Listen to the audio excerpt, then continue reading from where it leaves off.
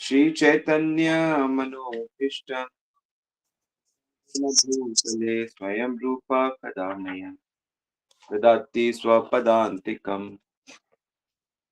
वन्देऽहं श्रीगुरो श्रीयुतपदकमलं श्रीगुरून् वैष्णवान् च श्रीरूपं साग्रजातं सगनरघुनाथान्वितं तं सजीवं साद्वैतं सावधूतं परिजनसहितं कृष्णचैतन्यदेवं श्री राधा कृष्ण पदान सगन ललिता श्री विशाखान्वितं च। जय श्री कृष्ण चैतन्य प्रभु नित्यानंद श्री अद्वैत गदाधर शिवासादि गौर भक्त वृंद। हरे कृष्ण कृष्ण कृष्ण हरे हरे, हरे राम राम राम हरे हरे। हरे कृष्णा, सभी का स्वागत है नृत्य श्रवण की कथा में। और मैं आशा करता हूं कि जो लोग 4-5 महीनों से लगातार सुन रहे हैं, उनसे ये आशा की जाती है कि वो ये बात समझ चुके हैं कि अ, हम लोग माया में रहते हैं, महामाया के प्रभाव में जीव रहते हैं और जो भगवान हैं, वो योग माया के साथ रहते हैं। यद्यपि भगवान योग माया के भी स्वामी हैं, लेकिन वो योग माया की शक्ति के अंडर में ही अपनी लीलाएँ सब करते रहते हैं। योग माया ही उनकी लीलाओं को ऑर्गेनाइज़ करती है। जैसे कोई एक अच्छा डायरेक्टर एक बहुत बड़े स्टार को डायरेक्ट करता है, तो ऐसे ही जो जीव भगवान की अच्छे से भक्ति करता है, वो भी योग माया के प्रभाव में चला जाता है, माया से छूटकर। तो फिर वो भगवान का पार्षद बन जाता है, फिर उसके लिए सांसारिक क्लेश, कष्ट, दुःख खत्म हो जाते हैं। उसके भीतर से ना बीमारी का दुःख, ना मृत्यु का भय, ना मृत्यु का दुःख, ना किसी से द्वेष, ना किसी से कोई मतलब उसके जीवन में सच्चा सुख आ जाता है। अब जब एक बार सच्चा सुख आ गया, तो अब वो क्या करेगा? कैसे जिएगा? तो जब तक वो पृथ्वी पर है, वो अपने कर्तव्यों को करता है, पर उसका जो मन है ना, वो भगवान में रमण करता है। अगर उसके इष्ट राम हैं, कृष्ण हैं, विष्णु हैं, जो भी भगवान उसके इष्ट हैं, एक ही भगवान है, तो वो उन्हीं में उसका मन लगा रहता है और भगवान भी अपने उस भक्त के साथ तरह-तरह की लीलाएँ करते रहते हैं। वास्तव में वो लीला कहाँ कौन डायरेक्ट कर रहा है? योग माया कर रही है। तो जब भक्त काफ़ी उन्नति को प्राप्त करता है, तो भगवान क्या करते हैं कि फिर भगवान उसको अपनी डायरेक्ट लीला में भी प्रवेश कराते हैं। तो जब उनका टाइम आता है प्रकट होने का, तो वो अपने गोलोक के कुछ पार्षदों को लेकर यहाँ पर प्रकट होते हैं और साधन करते-करते जो जीव अब भगवान के साथ एसोसिएट होने के लायक बन गए हैं, वो भी उनके साथ-साथ वृंदावन में जन्म लेते और उनको संग मिलता है गोलोक से आए हुए भक्तों का। उनको पता नहीं रहता है कि ये गोलोक से है या मैं पीछे से आ रहा हूँ। पर वो साथ-साथ में एक ही गाँव में रहते हैं, एक ही ग्रुप में भगवान की सेवा करते हैं। एक-दूसरे से सीखते-सीखते उनका भी जो प्रेम है, जो साधना करके भगवत लीला में जाएँगे, जैसे कि हम लोग अगर इतने भाग्यशाली बने, तो हम लोग भी फिर उनके साथ एसोसिएट करके भगवान से अपना प्रेम बिल्कुल पक्का कर लेंगे। ये जैसे कि ये बिल्कुल प्रैक्टिकल होगा हमारे लिए और फिर उसके बाद हम लोग भगवत धाम में ट्रांसफ़र हो जाएँगे। वो पता नहीं चलता कैसे होता है क्योंकि वो सेटअप सेम ही रहता है। तो ऐसी एक बड़ी सुंदर लीला भगवान करते हैं यहाँ पे। एक बार तो भगवान की लीला जो होती है, वो किसके अंडर में होती है? योग माया शक्ति के, तो ये अंतरंग शक्ति है। हम बार-बार बात करते हैं ना, विष्णु शक्ति परा प्रोक्ता, जो पराशक्ति है, माया शक्ति है, तो ये भक्ति वाली शक्ति है, अंतरंगा। सब लीलाएँ इसमें होती हैं। ये डिफरेंस आपको समझना पड़ेगा और हम लोगों को माया शक्ति से निकलकर भगवान की इस शक्ति के प्रभाव में जाना हो। यही भक्ति का काम है। तो अगर आप इस चीज़ को समझ ही नहीं रहे कि अरे ऐसा कुछ है ही नहीं, कुछ होता ही नहीं, बस भगवान कृपा करके हमारे इच्छाओं को पूरा करें, ये बिल्कुल माया शक्ति है। ये माया में जी रहे हो आप। भगवान को बस एक इंस्ट्रूमेंट बना लिया है, भगवान से बड़ी चीज़, सांसारिक चीज़ आप प्राप्त करना चाहते हैं। तो इसलिए जो गीता का ज्ञान है, भागवत का ज्ञान है और संतों का जो अनुभव है, भक्तों का जो संग से आपको ये चीज़ें ठीक हो जाएँगी आपकी। फिर आप ऐसी साधना करोगे कि फिर आप भगवान की तरफ बढ़ेंगे या फिर कह लीजिए कि भगवान मिलने से पहले आपको भगवान की अंतरंगा शक्ति अपनी तरफ खींच लेगी। तो ऐसी एक लीला बड़ी सुंदर मुझे तो बहुत अच्छी लगती है लीला। यज्ञ पत्नियों पे कृपा करते हैं भगवान, ऋषियों पे कृपा करते हैं। तो एक दिन की बात है कि भगवान के जो भक्त हैं सखा हैं, सुबह-सुबह अपनी गैयाओं को लेकर, बछड़ों को लेकर भगवान सखाओं के साथ निकल जाते थे गोवर्धन की तरफ।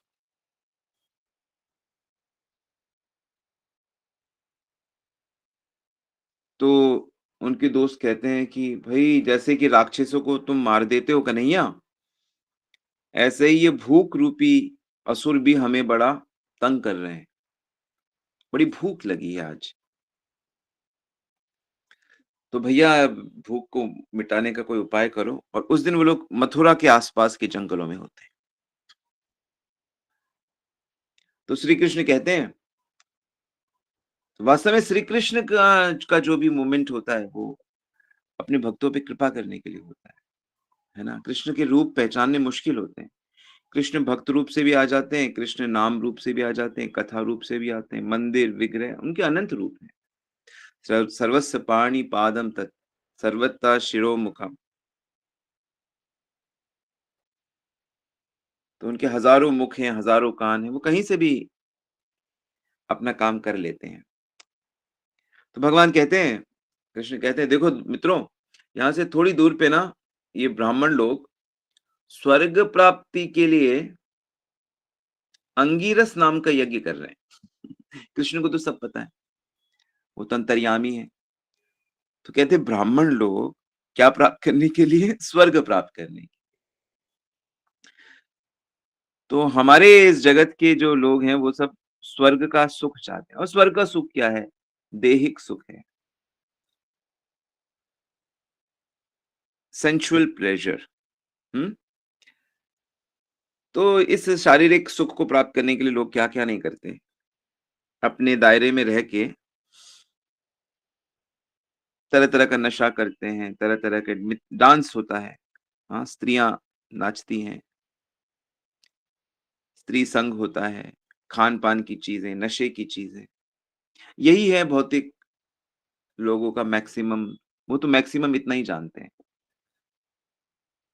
यही उनके लिए सुख है। और स्वर्ग में ये पवित्र तरीके से होता है। स्वर्ग में जो है वो पवित्र भोग है। भोग वहाँ पे भी यही सब है।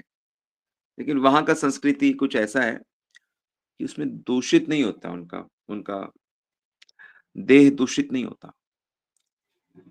खैर जो भी उनका कैलकुलेशन है, पर स्वर्ग की कामना के लिए ये लोग यज्ञ कर रहे हैं। तो आप जाओ और वहाँ पे बोलो कि ऐसे कृष्ण बलराम हैं, मेरा नाम ले लेना और जो भी थो यज्ञ में अर्पण हुआ है, वो सामग्री प्रसाद रूप से ले आना। तो जब उनके दोस्तों ने ये सुना, सखा लोग भाग कर गए यज्ञशाला में।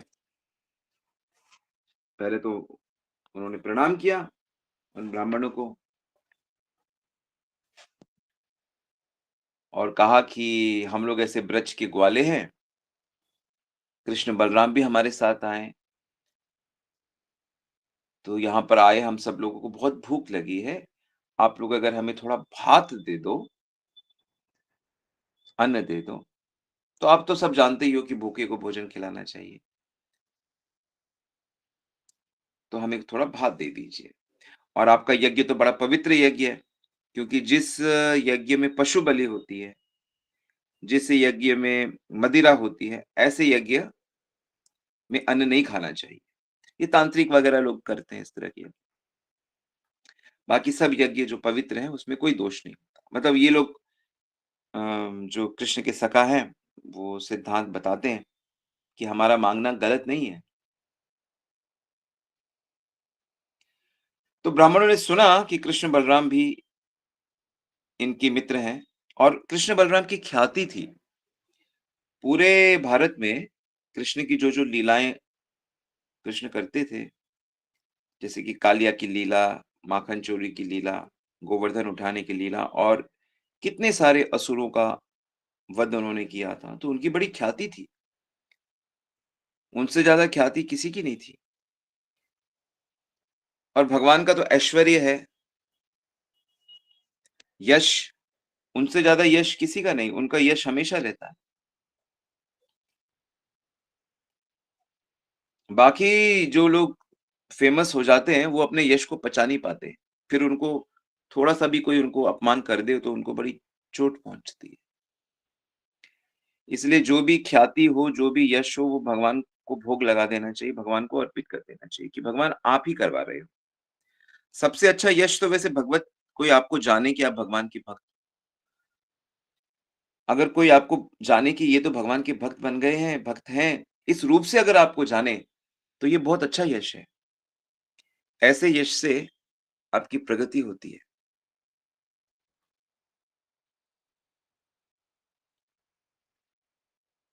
तो भगवान अन्न माँग रहे हैं, इस बात को सुनकर भी वो ब्राह्मण उस पे ध्यान नहीं देते, क्योंकि उनका जो फ़ोकस होता है वो स्वर्ग की प्राप्ति होती है।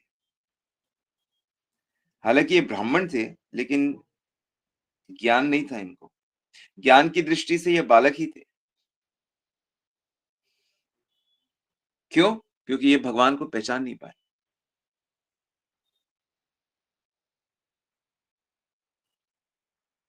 वास्तव में चाहे कोई भी यज्ञ हो, उस यज्ञ में अग्नि हो, देवता हो, यजमान हो, यज्ञ धर्म, उस सब रूप में वास्तव में भगवान ही होते हैं। जैसे जितने भी मनुष्य हैं, मैंने शास्त्रों में पढ़ा है, उसमें लिखा है कि भगवान के रहने का स्थान कहाँ है? तो यहाँ तक कहा गया कि मनुष्यों के हृदय में रहते हैं। उस संदर्भ में भगवान तो कण-कण में है, लेकिन ये बात विशेष रूप से इसलिए बताई जाती है ताकि हम हर मनुष्य के साथ दिव्य व्यवहार करें। चाहे भिखारी हो, चाहे हमें उसको भीख देना हो कि ना देना हो, लेकिन हम उस ये बात ध्यान रहे हमें। क्योंकि कई बार क्या होता है कि कोई नशेड़ी वगैरह भिखारी बन के आ जाता है, पैसे की ज़िद करता है। कुछ लोग तो प्रोफ़ेशनली भिखारी बन जाते हैं। पर कहने का अर्थ ये है कि हर रूप में भगवान होते हैं और ये जो ज्ञान है, ये ज्ञान बड़ी मुश्किल से प्राप्त होता है। सच्चे व्यक्ति को प्राप्त होता है, जिस पे गुरु की कृपा है, जिसने साधना किया है, उसको ये ऐसा ज्ञान प्राप्त होता है। विद्या विनय संपन्ने ब्राह्मणी गवि हस्तिनी शुनि चैव शपाके च पंडिता समदर्शिना।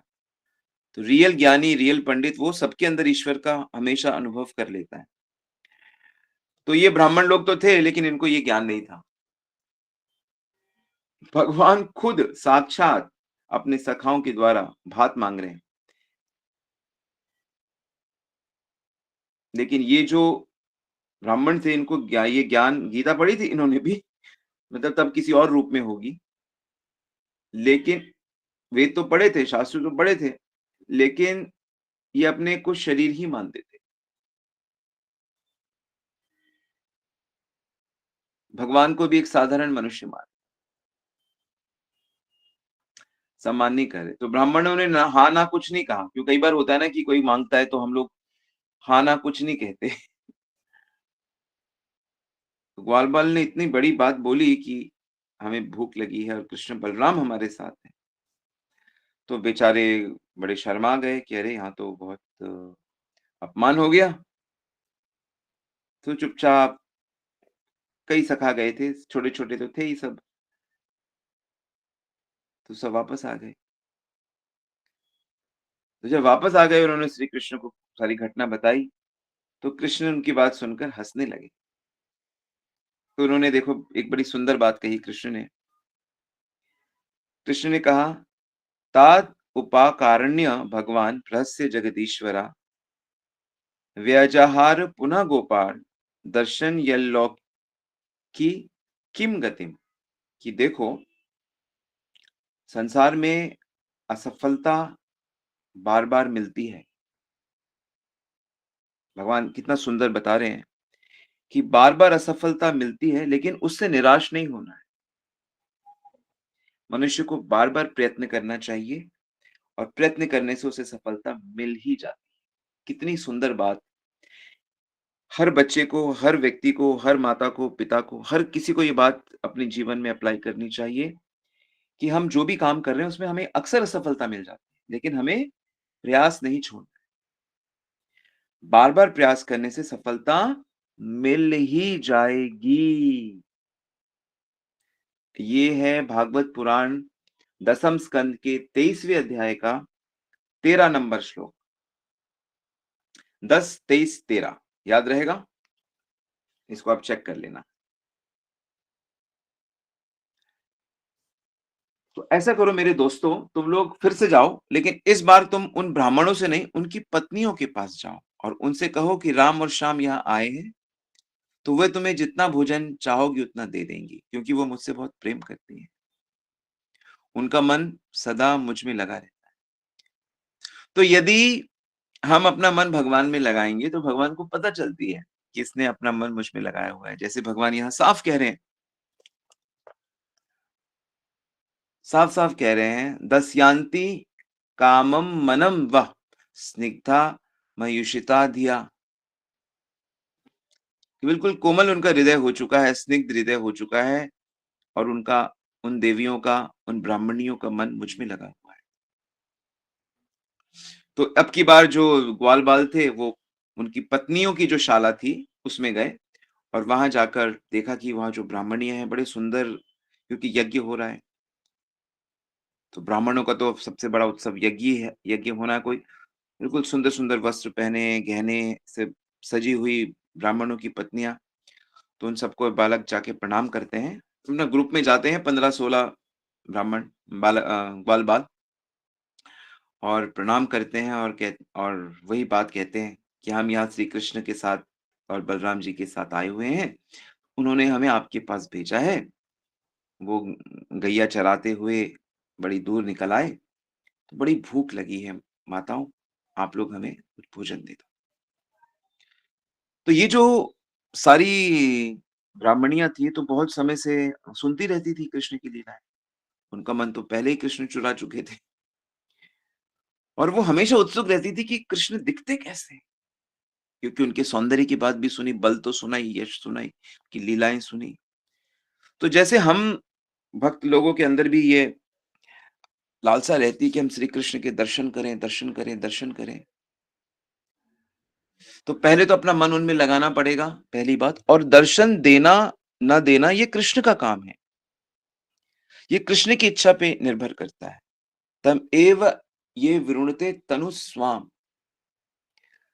जिसको भगवान चुनते हैं, वो उनको देख सकता है। तो भक्ति सिद्धांत महाराज यही कहते थे कि देखो कृष्ण तो अवश्य मिलेंगे, अवश्य दिखेंगे, अपने दर्शन देंगे, पर हमें उधर फ़ोकस नहीं करना चाहिए, हमें उनकी सेवा के प्रति गंभीर रहना चाहिए।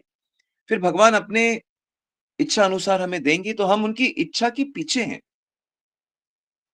हम उनकी इच्छा पे का सम्मान करते हैं। ये एक हरे कृष्ण भक्त की मेंटालिटी होती है कि वो छटपटाता रहता है भगवान के दर्शन के लिए, लेकिन वो जानता है कि श्री कृष्ण उन पे सही समय पे कृपा करेंगे।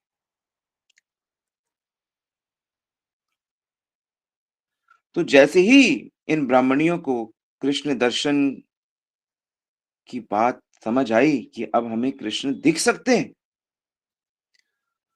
तो वो इतनी उतावली हो गई कि उन्होंने जो बर्तन थे उसमें हर प्रकार के जो भोजन था, जो खाने वाले, पीने वाले जो जूसेस थे, जो चटनियाँ थी, हुँ? सब भर लिए। और जो वहाँ पे जब वो निकलने लगी तो उनके जो रिलेटिव्स थे, उनके पति भी थे, बेटे भी थे, भाई-बंधु भी थे, वो रोकने लगे, "अरे! कहाँ जा रहे हो? ये लड़के पहले भी आए थे, इनको हटा दिया, फिर से आ गई है, इस बार तुम लोगों के पास आ और तुम लोग थोड़ा चलो दे दो, कहाँ इतना भर-भर के सारा ले जा रही हो?" तो उन लोगों ने बहुत रोकने की कोशिश करी, लेकिन ये रुकी नहीं, ये निकल पड़ी। तो देखो, भगवान की भी कुछ ऐसी लीला है कि वो परीक्षा पग-पग पे होती है। हमेशा नहीं होती, लेकिन परीक्षाएँ होती हैं। संसार के लोग बीच में आते हैं हमारी भक्ति के। आप माला करते हो, माला करने के लिए कुछ लोग आपका मज़ाक भी उड़ाएँगे, कुछ इसको टाइम वेस्ट कहेंगे, कुछ कहेंगे बाद में कर लेना, बुढ़ापे में कर लेना। बुढ़ापे पे कैसे कर लें? बुढ़ापे की गारंटी तो दो दीजिए। एक क्षण का पता नहीं, इसलिए भजन जैसे ही बुद्धि हो, ज्ञान हो, गुरु वैष्णव जैसा कहें, उनकी आज्ञा का पालन करना चाहिए। तुरंत निकल गईं। कैसे निकली? सुखदेव गोस्वामी कहते हैं जैसे नदियाँ समुद्र की तरफ कैसे निरंतर बहती हैं, उतनी तेज़ी से निकली। और क्यों ना हो, न जाने कितने दिनों से वो भगवान के गुण को, लीलाओं को, उनकी सुंदरता का, उनके माधुर्य का वर्णन सुन-सुनकर उन्होंने अपना हृदय सब कुछ उनको समर्पित कर दिया था।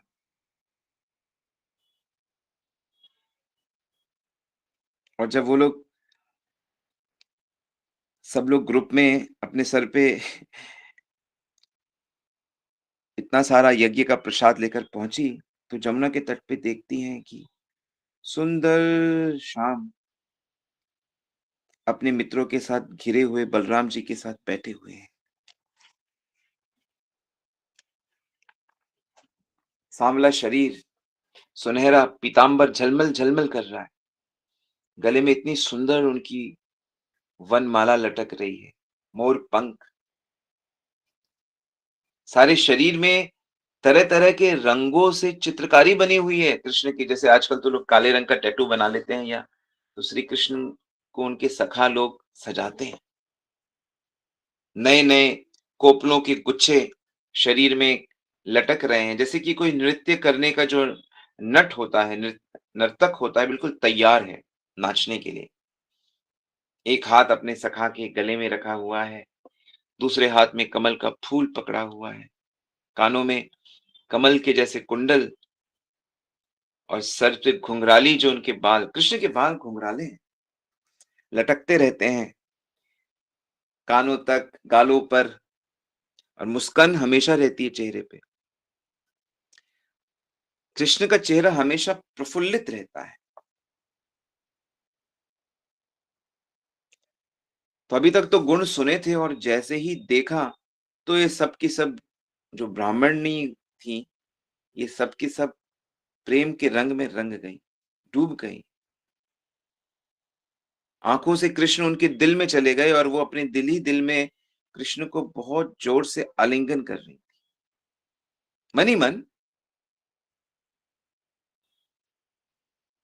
मन ही मन आलिंगन। और कृष्ण दर्शन से हृदय की जो भी जलन है, सब ठंडी, सब खत्म। जैसे सुखदेव गोस्वामी कहते हैं जैसे इंसान जब जगा रहता है तो उसे ये मेरा है, मैं और मेरा भाव तंग करता रहता है। लेकिन जैसे ही वो गहरी नींद में जाता है या जो जैसे ही सुषुप्ति अवस्था में जाता है, तो उसका सारा अभिमान समाप्त हो जाता है और उसे बहुत शांति मिलती है। तो भगवान जो है वो सबकी बुद्धि के साक्षी हैं। भगवान सबके हृदय की बात जानते हैं, हमारे हृदय की बात भी जानते हैं। यदि हम सच्ची तरीके से साधना करेंगे, यदि हम भोगों से लड़ेंगे, हम गिरेंगे, फिर उठेंगे और फिर से हम प्रयास करेंगे, नाम जप करेंगे, सेवा का प्रयास करेंगे। मतलब साधना भक्ति का हम बार-बार गिरते रहते हैं हम लोग। जो मन किया खा लिया, जो मन किया देख लिया, जो मन किया सुन लिया,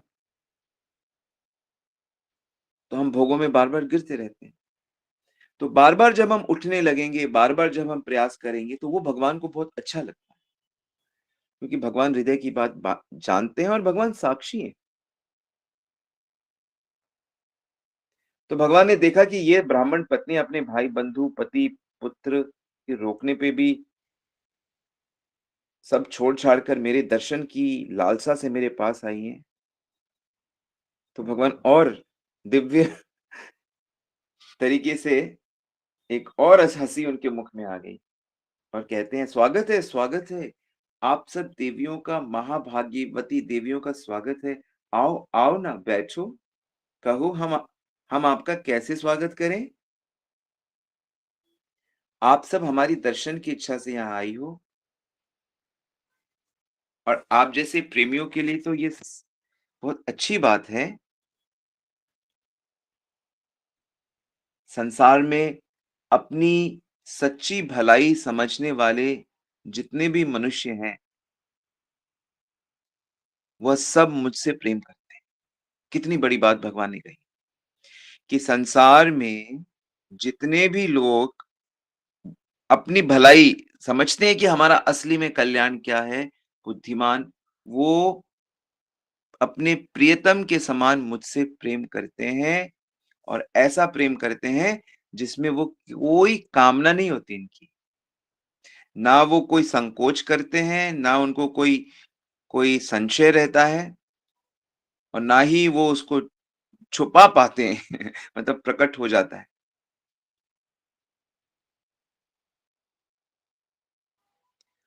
तो ये जितनी भी चीज़ें हैं, वो आत्मा की प्रसन्नता के लिए है और आत्मा की वास्तविक प्रसन्नता मैं हूँ। मुझसे जो प्रेम करता है, तब जाके उसकी आत्मा प्रसन्न होती है। तो मुझसे बढ़कर और कोई ह आपका है ही नहीं। इसलिए आप लोग बिल्कुल सही आए हो, हम आपका स्वागत करते हैं। अब आप मेरा दर्शन कर चुकी हो, अब आप लोग अपने आश्रम में वापस जाओ।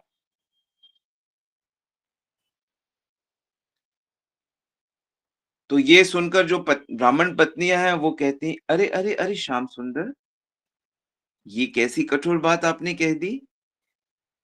वेदों शास्त्रों में तो आपने ये बात नहीं कही है। आप कहते हो कि एक बार अगर कोई आपको प्राप्त कर ले, तो उसको संसार में वापस नहीं जाना पड़ता। अब आप हमें अपने संबंधियों की याद दिला के ऐसी बात क्यों कह रहे हो? हम तो आपके चरणों में गिरी रहेंगी, जैसे तुलसी आपके चरणों में रहती है सदा, हम सब भी आपके चरणों में ही रहेंगे। क्योंकि हमारे जो परिवार वाले हैं, वो हमको स्वीकार नहीं करेंगे क्योंकि हम तो उनसे लड़कर वो तो क्या-क्या बोल रहे थे, हम तो आ गए आपके पास और अब हम उनकी परवाह भी नहीं करते और वो हमको स्वीकार भी नहीं करेंगे। हमें और किसी का सहारा चाहिए भी नहीं और वैसे भी अब हमें आप मिल गए हो, इसलिए आप हमें ऐसी बात ना कहो। तो कितनी सुंदर प्रेममयी बातें होने लगी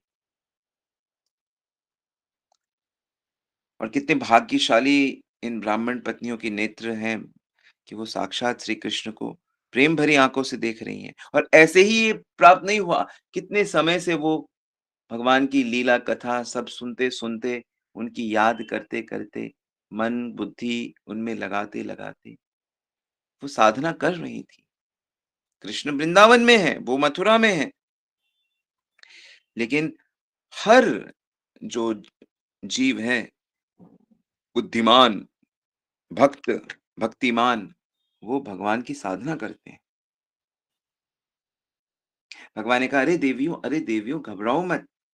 कोई भी तुम्हारा पति, भाई, बंधु तुम्हारा तिरस्कार नहीं करेगा, उल्टा तुम्हारा सम्मान करेगा। इसका कारण है कि अब तो मेरी हो गई, मुझसे जुड़ गई हो। देखो, किसी भी देवता की हिम्मत नहीं है कि जो मुझसे जुड़ गया, वो उसका तिरस्कार करे या उसका सम्मान ना करे।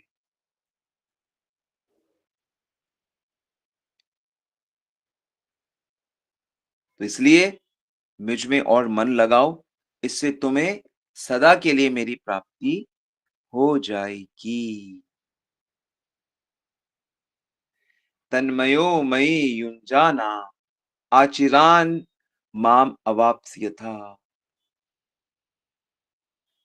सदा को मेरी प्राप्ति हो जाएगी, सदा को मेरी प्राप्ति हो जाएगी।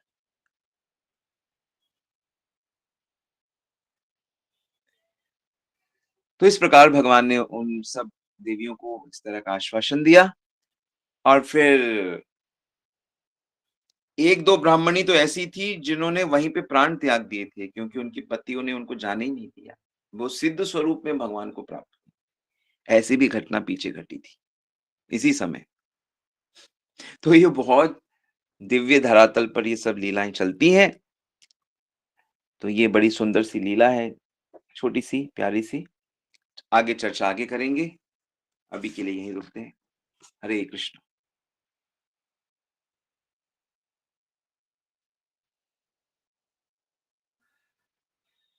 श्रील प्रभुपाद की जय, श्री गुरु महाराज की जय। आई होप आपको ये लीला अच्छी लगी।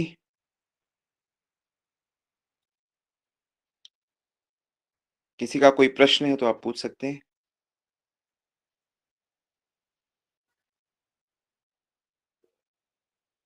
तो एक वहाँ पे वृंदावन के पास मथुरा जाते समय जमुना किनारे वो स्थान है जहाँ पे ये लीला हुई थी। वहाँ पे एक बड़ा सुंदर मंदिर बना है जिसको भतरोड़ बिहारी कहा जाता है। भतरोड़, भात से भतरोड़ बिहारी। तो भगवान ने वहाँ पे भात का अ, के बहाने इन देवियों को दर्शन दिए थे, वो स्थान है। कभी हो तो हम लोग सब चल सकते हैं वहाँ पर। मथुरा के रास्ते पे आता है। वृंदावन से जब मथुरा जाते हैं वहीं पे जमुना किनारे। हरि बोल।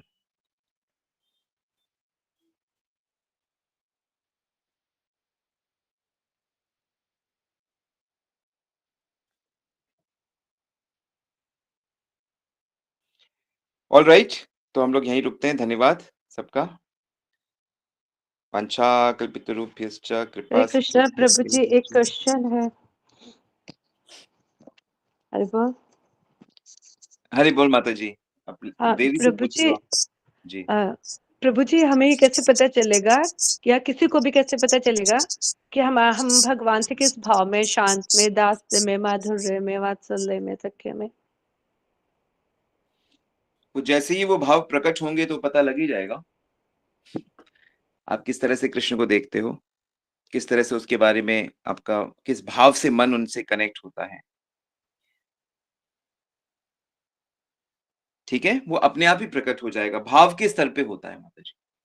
मिनिमम भाव के स्तर पे जब अपना स्वरूप सिद्धि होती है, गुरु उस समय रिवील कर देते हैं। उनका भी और हमारा अपना भी। अपने प्रिय शिष्य का भी भगवान के साथ संबंध जोड़ देते हैं।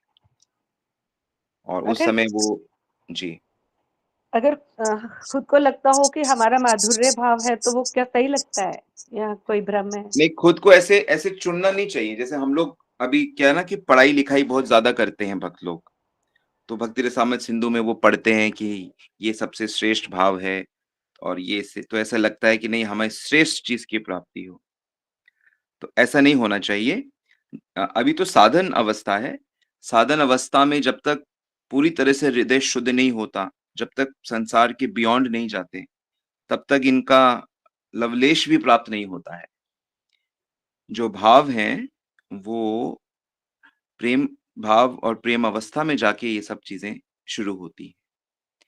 अभी तो साधक को ऐसा नहीं सोचना चाहिए कि मैं कृष्ण का मित्र हूँ या मैं उनकी सेविका हूँ या मैं दासी हूँ। मतलब जो डिवाइन लेवल पे। अभी तो बस यही सोचना चाहिए कि मैं गुरु की दास हूँ, मैं भक्तों की दास हूँ, मुझे अभी साधना अच्छे से करनी है, मुझे अपना हृदय शुद्ध करना है और तरह-तरह की जो साधना भक्तियाँ हैं, उस पे फ़ोकस करना चाहिए। क्योंकि अगर कई ऐसे साधक होते हैं जो इन चीज़ों को अब पालन नहीं करते और वो अपने आप को अपने गुरु आज्ञा के ऊपर ले जाने की कोशिश करते हैं, वो सहजिया बन जाते हैं। ऐसी बहुत सारी घटनाएँ घटी भी हैं, घट भी रही हैं और फिर क्या होता है कि वो सहजिया होने के कारण उनसे अपराध होते हैं और वो भोग विलास में नीचे गिर जाते हैं, ऐसा होता है। तो अभी इस बात की आप बिल्कुल भी चिंता मत करिए।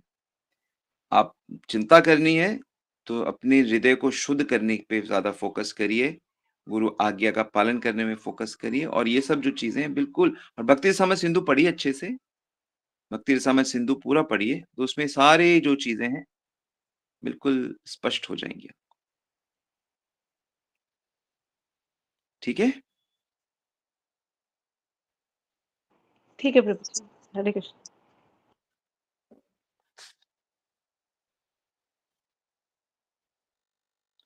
क्योंकि जब तक हृदय का जब तक प्याला पवित्र नहीं होगा, तब तक इस प्रकार कृष्ण संबंध प्रकट नहीं होने वाला।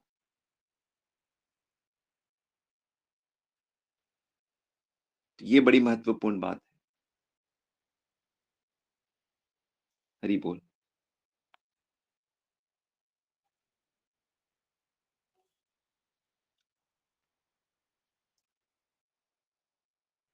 वाञ्छाकल्पितरुभ्यश्च कृपा सिन्धुभ्य एव च पतितनां पावनेभ्यो वैष्णवेभ्यो नमो नमः।